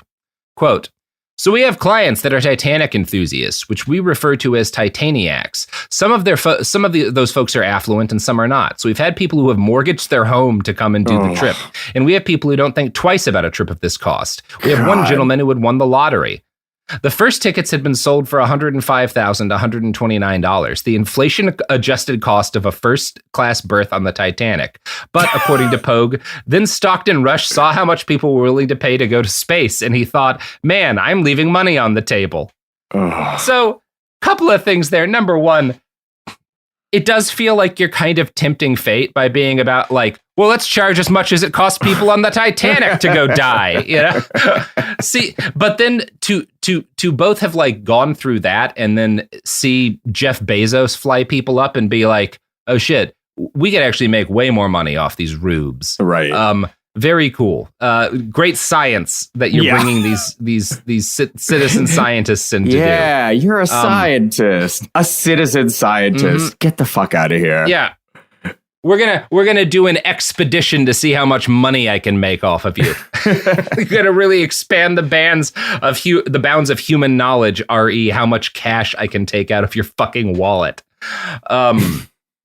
And again, I haven't actually found any evidence of like science that resulted from the trips that these guys did, because they took like 28 people or so down before this all went to shit. I haven't found evidence of like real science that they accomplished. But when you watch the ad, it becomes very clear that the primary purpose of because they have scientists, actual scientists and other experts that they bring on every voyage. And their job is to make these customers feel special. Again, it's amazing. They're LARPing, right? It's like if you brought in it's like if you were doing, I don't know, like a fucking Ukraine war LARP and you hired some like actual veteran Ukrainian soldiers to come in so that like some fucking airsofters would feel like they've got the real trench experience, right? You know, which I'm sure is going to happen in like 6 months, right? But yeah, I want to play you another clip here. Yeah. Maybe best of all are the one-on-ones with experts like Commander Paul-Henri Nargelet, leader of 30 dives to the Titanic wreck site. He and other world-class experts will be on all our missions to give you an unrivaled, up-close and personal Oceangate Titanic experience. The sub, for me, it's very well done because it's simple. Generally, they have a lot of equipment and a lot of switch. And on this one, you don't have, because you work with a screen and with a keyboard, and it's very easy to do that. You are not only a passenger sit and waiting that the time is running and just looking outside. You can do something inside. You can be really a member of the team, and that's great. Oh my God. It's like a checklist at the Rainforest Cafe. It's like a little scavenger hunt. It's so pathetic. It is sad. And it's like at one point fucking Stockton gets asked like, are you basically coming up with busy work? And he was like, well, yeah, kind of. Yeah. Yeah, they're all like 7-year-olds that you want to give them a job. Hand them a fake cell phone. Let them pretend that they're taking important notes. Yeah. Yeah, it's a little child steering wheel. They can just turn back and forth. The French guy that we heard there was Paul-Henri Nargelet, or PH, as like he tended to be called. And his nickname was Mr. Titanic because he's done more dives down to the wreck site, or he had done more dives down to the wreck site, like 35, I think, than anybody else. He was a sub-commander for the French Navy. And when everyone died, folks were like, oh, it's a bummer that this like working class, dude went down with them. Again, I'm not going to say, cheer these deaths, don't cheer these deaths. He's not like a blue collar leatherneck with like a copy of fucking Bruce Springsteen album in his hat band. In addition, he was, he was one of the most accomplished submersible pilots in history. He also started and ran several different deep sea equipment companies, which he sold.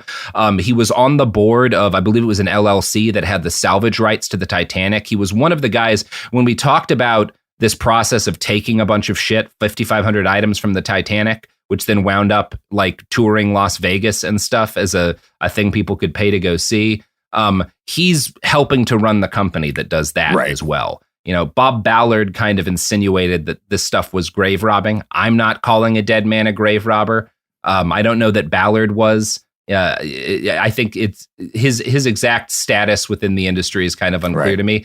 But he's not just a working class sub pilot. He was worth about $1.5 billion. He's also an entrepreneur, right? Now, Nargeolet is again definitely a respected figure for his diving acumen. I suspect one reason that he was brought onto the project is because he's huge within the Titanic superfan community because he's done so many dives down there, and his fame would act as an advertisement. Specifically, Nargeolet's fame would act as an advertisement to the people who are real big Titanic nerds. And David Pogue talks to one of these customers in his series, a woman named Renata Rojas. Renata worked for a bank. She, I think, probably would describe herself as upper middle class. She's not a billionaire. She says she's not even a multi-millionaire. So I think this is someone who is well off, but not a plutocrat, right? Not someone who can buy an election. Sure. But she's got enough that she could spend $105,000 on this because she's kind of nuts about the Titanic, right? Ugh. Which is one chunk of it. I maybe Stockton was lying when he said people mortgaged their homes for this, but that's not outside of the bounds of there's definitely Titanic fans who would do something burn their life savings to get to go on this thing. Those guys exist too. Which is interesting to me. And she makes the note, or she says when she's interviewed by Pogue asks when you told people that you were spending almost the price of a small house to do this one-day trip, did you get any reactions? And Renata was like, most people think I'm crazy by spending all this money and trying to go down to see Titanic. My response is, dreams don't have a price. Some people want a Ferrari. Some people have children. Some people buy a house. I wanted to go to Titanic. And I feel first off, I feel that's kind of crazy. Yeah. I do. I feel like that's nuts. But also, that's fine. If you're willing to die or risk death to go see this boat and you're willing to burn up all of your money to do it, sure, why not?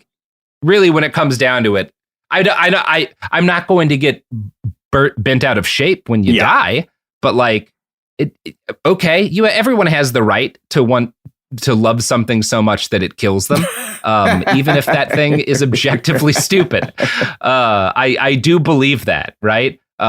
So I guess whatever. Now I will say I am happy that when this thing went down, it's again, all of the people on this boat, with the exception of that 19-year-old, had the resources and the experience to know that what they were doing was silly and likely to kill them, right? All of them had the ability to be informed of everything I brought up in this episode about how slipshod this thing was. I am glad that Renata or some other harmless Titanic maniac was not on the sub when it went down. It was people who absolutely had the resources to know better.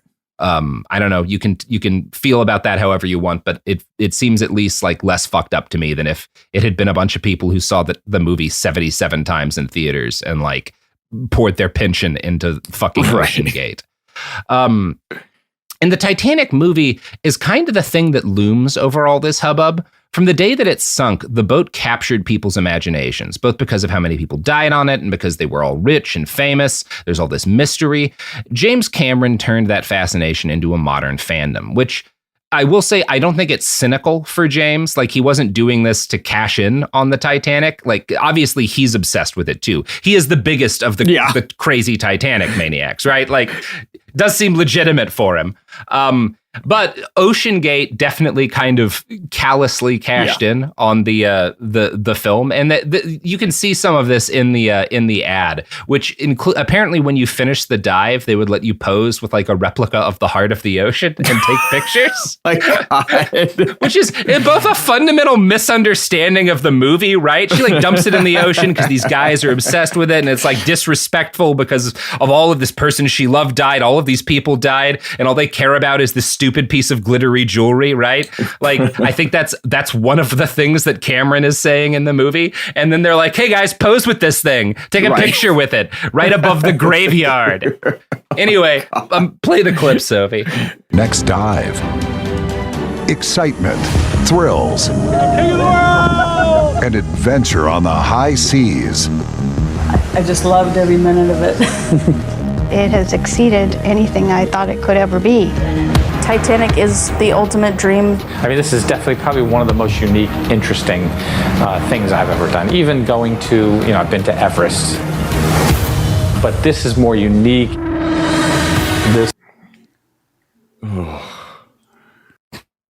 Of course, that guy's been to Everest. I think there's more in the. I think there's more in the clip, but of course, that guy's been to Everest. Was a dream come true. But as I look back, this will no doubt be the best experience of my entire life. Come join us on our next expedition. Don't miss the opportunity to be part of history. The Oceangate Titanic experience. There's truly nothing else like it. I mean... That is true. Yeah. There is nothing like imploding, It is a unique...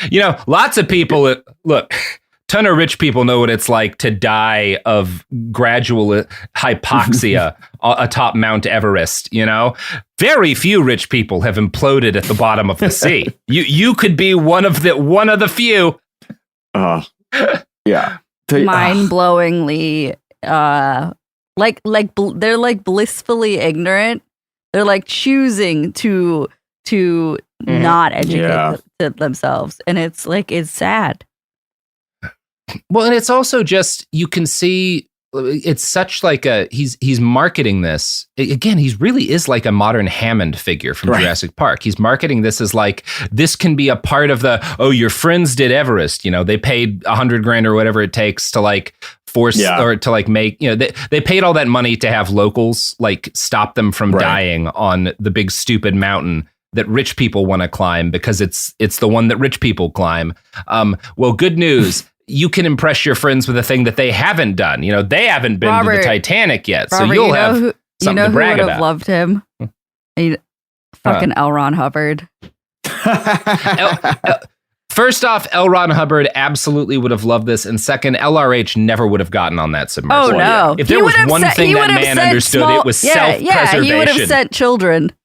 He would have had a kid film it for him. Get one of my boys down there. Honestly, the fact that like a Tom Cruise type, or I guess Tom Cruise specifically, hasn't been on this thing has to be due to the fact that Scientology handlers literally Googled this, and when he inevitably was offered, and they were like, "Nah, you're not doing this." I honestly, I feel like Tom Cruise never would have done something like all of the. He's like James Cameron, right? He'll do insane shit that's a risk, but he's going to like do it methodically by best practices, because he doesn't have a death wish, right? And he's not like. There's a degree for whatever else is going on in Tom Cruise's head. He's able to rationally appraise risk to his body. Yeah, absolutely. It's wild. But these people were not.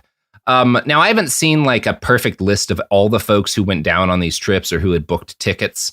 The success of their first trip to the Titanic in 2021 brought a lot of new investments. That's when like they started really getting money like pumped into them. But from what we're shown on screen and in the customer testimonials, I tend to suspect that the client list was an even split of like super rich people who are doing this to impress their friends, right? They're like Hamish was, right? Where they have this they're adventurer travelers, right? They're paying for these kind of peak adventure experiences. And then the other half of them are crazed Titanic fans, some of whom are also super, super rich, and some of whom are just kind of like normal rich, you know? So Pogue's story gives us some context on one of the crazy rich adventure seekers too. Most of our fellow expeditioners were rich people seeking adventure, like a hedge fund guy with his son, an artificial intelligence pioneer who'd sold a bunch of companies, and Shinrik Baldota, who runs a massive industrial conglomerate in India.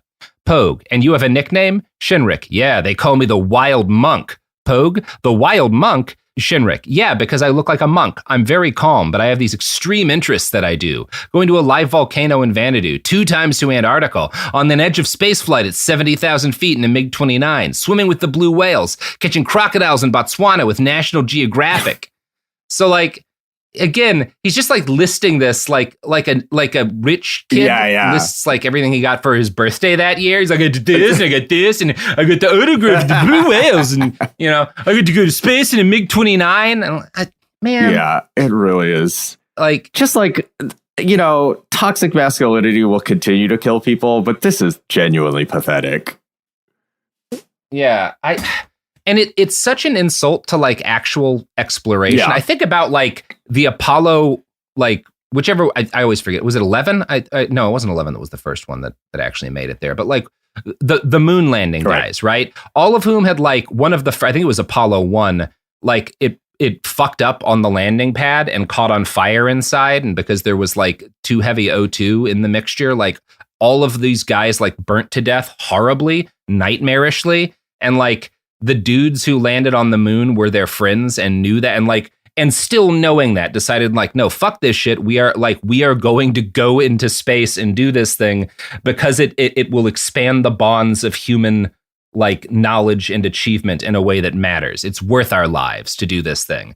Like this kind of like breathtaking and honestly to a degree like selfless willingness to explore, which is you see the same shit with like Yuri Gagarin, right? It's like speaks to some of the best things in us. And then these guys being like, what if we commodify, like, I am willing to commodify this. I want to buy a ticket so that I can pretend to be that guy as long as you promise me I'm safe, you know? As long as like afterwards I'll play up the danger, but like, I don't really want to die.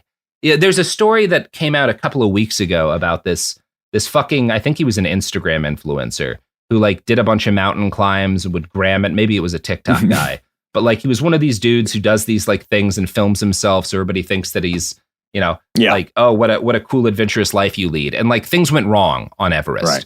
And one of the Sherpas on his team carried him down the mountain on his back, which is that guy is risking his own life for you. It is so hard to save people on Everest. Like not only is like hiking down a mountain, like hiking down a gentle hill slope with a human being in gear on your back is a lot for most people. And this guy goes down Everest that way. And afterwards, this fucking influencer dude like blocks him on TikTok or Instagram, whatever his app he is. Cause he's ashamed that like the guy had to save him, that like he didn't get to pretend to be the big, bold adventurer. Like it fucked up his brand that he had been saved by this.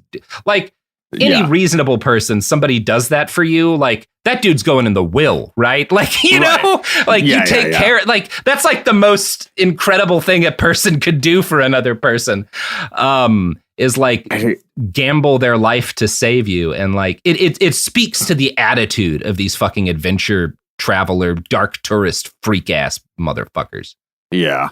It presumably has been what it's always been. We just now have like the evidence of things like blocking someone on Instagram or whatever that, you know, it's not like they were better before. You got to imagine. But no, it's not. I mean, some of them were. I know the guy, I think it was Edmund Hillary, who was like one of the first, like he and Tenzing Norgay, who was his Sherpa, like were the first to summit Everest. And if I'm not mistaken, they both worked it out to where like they basically would not let anyone know who was the first. That was kind of important to Hillary because he didn't want to just like for Norgay to get forgotten, right? Because he was like, well, obviously I wouldn't have made it up without this guy. We did this together.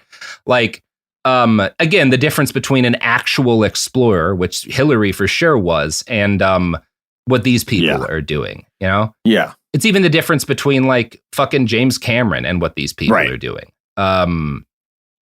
Anyway, Big Jim. So what are we gonna do? I don't know. So there keeps being stuff come out about this. Like right before this episode went out, I ran across a story about a guy named Arthur Loibel, who was he's one of the guys who went down to the Titanic with Oceangate. His first trip was delayed by 5 hours because of electrical issues, and the second dive was abandoned for unknown reasons. And then on the Titan's fifth dive, which he was down for, before it left, a bracket from a balancing tube on the vessel broke off, and they reattached it with zip ties. Oh, man. And like, you know, again, plenty of signs. Look, it's one of those things. If like Loibel had been on this thing when it imploded, or Shinrik, I don't think I would have cared too much about it. And I don't feel bad. Everyone here should have known what they were getting themselves into, and they made a choice. Hamish Harding made his money in the private jet industry and was a seasoned adventure tourist. He had every opportunity to understand this was a bad idea. I think he just wanted, he was a gambler in a lot of ways. And I think he was kind of addicted to this. And I don't know about Nargeolet. James Cameron did an appearance because he and PH were friends. And he was like, I don't understand it. Like, it doesn't make sense to me why he did this. I don't know the guy. I'm not going to try to psychoanalyze him. I did find interviews with him where he would talk about stuff like when he was at the bottom, in earlier dives near the Titanic, he would find himself almost staying to the point where his batteries couldn't handle it anymore, or where like his oxygen was kind of low, and have to force himself to come back up. He was just so entranced down there. And I don't think I'm not saying I don't think he was like suicidal, but he talked a lot about how, if it goes wrong, you're dead before you realize anything is wrong. He was an old man. He was in his 70s. I think he had just kind of made peace with the fact that this was what he loved, and he would do anything he could to get down there. And, if he dies, he dies. So I don't feel bad for him. Again, he made a certainly an educated choice to be in that situation. The only one I'm actively glad about is Rush, because he got all these people killed. He would have gotten more people killed, and he would have made money helping to frack the planet if he could have. Fuck his guy. He's a piece of every shit. smirking piece of video too really does just this. It's if you're not going to feel like something like this is justified, fine. But the man was literally asking for it several times on video. Yes. He desperately he begged the universe to kill him at the bottom of the ocean. So I will say the only person I really do feel bad about on that boat was Suleiman Dawood, who was the 19-year-old son of Shahzawa Dawood, who was a Pakistani billionaire. He was obsessed with the Titanic. He was kind of an adventure tourist previously. He desperately wanted to do this. One family source says that that Suleiman, his kid, was really scared and didn't want to do this, but it was Father's Day. This was kind of their Father's Day thing that they were doing, and he felt kind of pressured to go with his dad. Another article I read said that he was going to try to do a Rubik's Cube at the bottom of the sea and be the first person to do that. I don't know. I feel like he was the one who was both being pressured by his dad, which is not a situation that's most 19-year-olds are capable of being pressured by their parents, and also doesn't have the life experience to have known what he was getting himself into. I don't feel at all bad for the rest of them. They all made their bed, and now they get imploded in it. I know. That's the clear dark moment in this, and then everything else, it's really especially the more you learn, it is these people are unbelievably repellent. They chose this. They chose to make a dumb gamble. It's feeling bad that somebody puts their life savings on 21 black on a craps table. Well, I guess that sucks for you, but what did you did you really think that was gonna work? Anyway, that's the episode. This is the put your money where your mouth is of all my apes are gone. Yeah, are you laughing at the fact that like somebody lost their life savings? Thank you for having me on a timely one. This one is by far the least. This time we could have a chuckle. You know what? And maybe yeah. This is also one of the first episodes I've been on where something resembling justice happened. So I don't know where I am. One thing I'm frustrated about is that from what I can tell, a lot of like mainstream sources are trying to portray him as like this tragic figure where he just loved exploration. He was pushing boundaries so much. And, this horrible thing happened. We're like, no, this is the story of a drunk driver, right? Like, this is like, it's like if a guy like crashes his fucking car into a school bus because he's hammered. And he's like, well, he was boldly experimenting with how much cocaine and vodka he could manage a motor vehicle on. He was pushing the frontiers of human knowledge. He's certainly pushing a limit, but it's like, come on, motherfuckers. A dumb one. Yeah, like what's the dumbest boat that you can get people killed on? Yeah. Like, again, and for the folks that get all ornery about like, well, people have died, so we have to like be super somber about it. If that's the way you want to react, we can. But like, I do remember how the most popular thing on the old internet was the fucking Darwin Awards. And say what you want about it, but sometimes people do stuff that makes it hard to be sympathetic for them. Like if you pay to compete in the International Russian Roulette Championships, I'm not going to feel bad if you shoot yourself, like you were the one who chose to do that. No one made you do that. And I think it's just like all the sympathy stuff. It's like, that is so unbelievably asymmetric. Again, I think my response to that, I think I said it last episode, is like, fine. If you don't think it's appropriate, to quote, hate these people, I just know that I personally love them less than anyone else who was inconvenienced unfairly last week. That's all. That's where I'm at. I love them less than that. Yeah, I also love them less than any amount of money we spent trying to find them.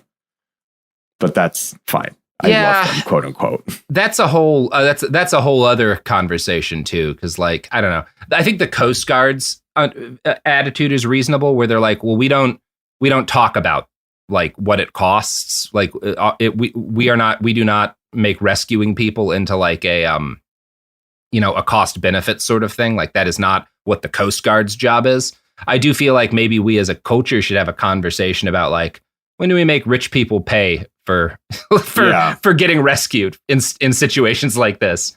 Yeah, I agree. It's probably good for the Coast Guard to not ever think about things that way, right? Same thing with like any kind of search and rescue people. That's not what they're there for.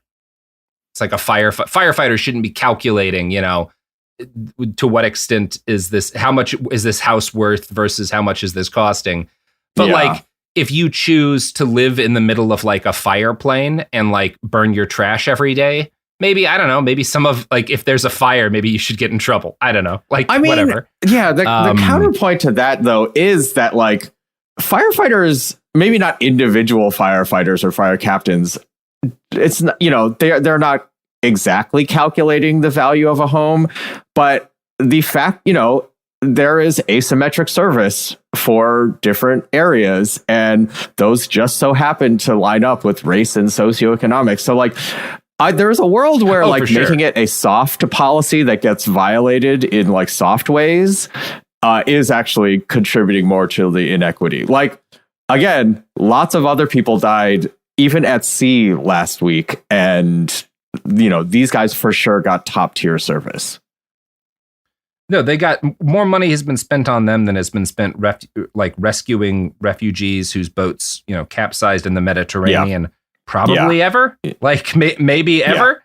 And again, I do think, look, mea culpa here. I just spent a whole week talking about Stockton Rush, and it's because like, I don't know, I thought it was interesting, and this is what I decided to read about that week, right? There's an extent to which like I was just following the story because I'm fascinated by stories of like hubris, like especially like tech asshole hubris. And at a certain point last week, it was like, oh shit, I ran out of time to research anything else. I guess we're talking Stockton Rush. But it is, I mean, what I do think is amazing about this is that it is like a perfect like Icarus story. Like it really is like the whole thing, like every beat down to the last like last story note. It's amazing. If I may, it's Dickarus. Dickarus. Yeah. Yeah. That's what this that's motherfucker is. Ugh. Yeah. All right. Well, listen, folks, that's the episode. If people try to tell you, this guy was an explorer, you can now tell them why they're wrong. But if a friend of yours, someone you know or whatever, brings up a conspiracy theory about how like these people got murdered because they were going to expose that the Titanic was blown up with a bomb to stop people from, opposing the federal, the Fed or the moving away from the gold standard, right? If you want to do that shit, if that gets brought up to you, just make sure that person knows that Stockton Rush's granddad or whatever was running Bohemian Grove. Throw that in there. You can you can make the problem worse. Why not? At this point, might as well.